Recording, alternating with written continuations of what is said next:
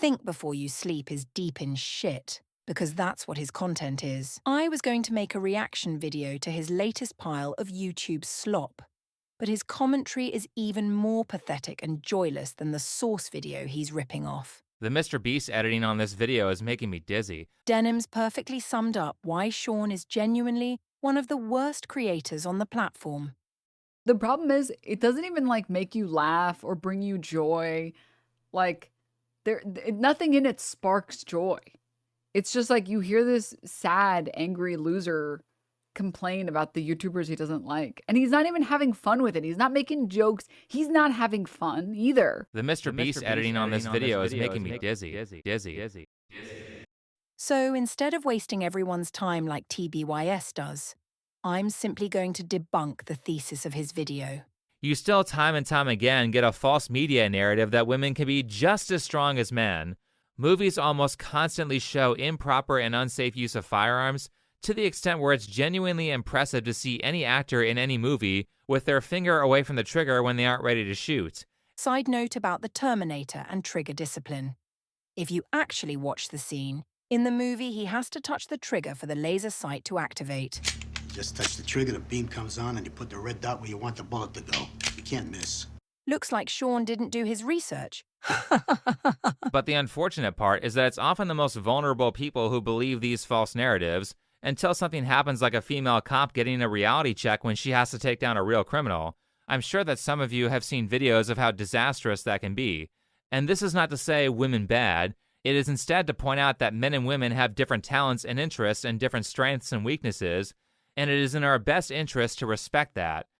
Bird is arguing that depictions of females in media overpowering men is destroying society. Oh, and if a woman ever beats a man, it's because she's on steroids. And the women start their comeback arc by winning their first challenge. Though, like I said, 2 of the women are probably on steroids, so I guess it evens out. Except, there are plenty of examples of women naturally outperforming men. Here's an example of streamer Emiru beating Miskif at a video game.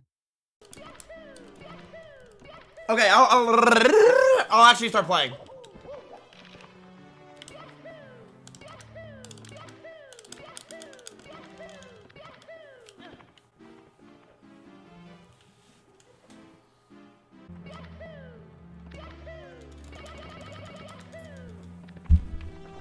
By Bird's logic, Emiru is creating a false narrative that women are better than men at Mario 64, and this is going to destroy the family unit, or society, or whatever.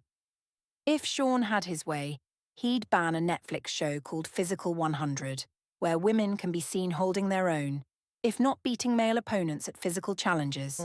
무조건 나는 남자랑 강한 사람이랑 한번 싸워보자 생각했어요.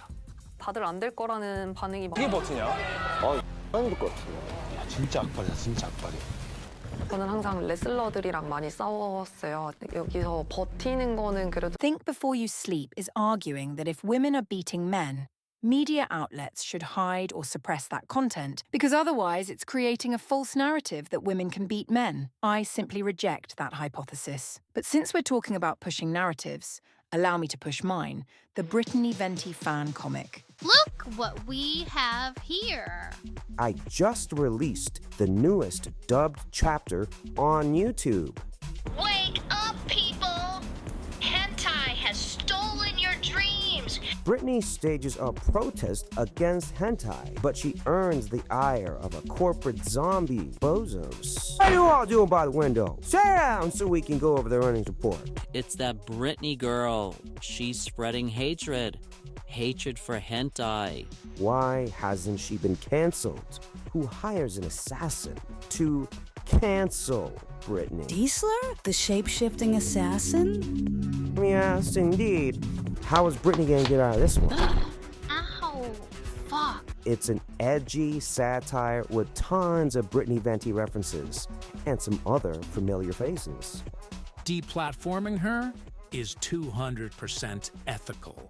And you can read all the chapters right here. That's it, you're banned from this traffic light. The Mr. Beast editing on this video is making me dizzy.